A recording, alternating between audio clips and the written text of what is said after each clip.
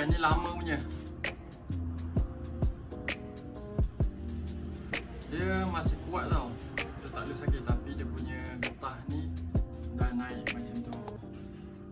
So ni tukar pada last 23/4/22. Ni mounting absorber. Tengok absorber dia pula, tekan tak nak naik dah guys. Ni yang namanya.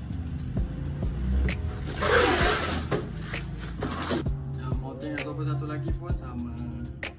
Dia lama sebab Absorber dia barai dah. Dia tak naik dah. Kita kipas macam ni. tapi ni baru je. Getah dia. Getah dia dah macam repot-repot gitu. So sebab kedai aircon kata hari tu bang tak nak tukar ke? Tapi saya beli sendiri. Lepas tu minta kedai tukar saja. Terbaik.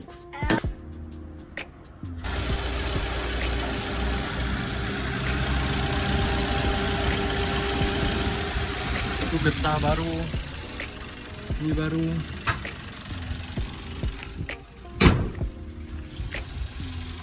Ini bobor baru. Alhamdulillah.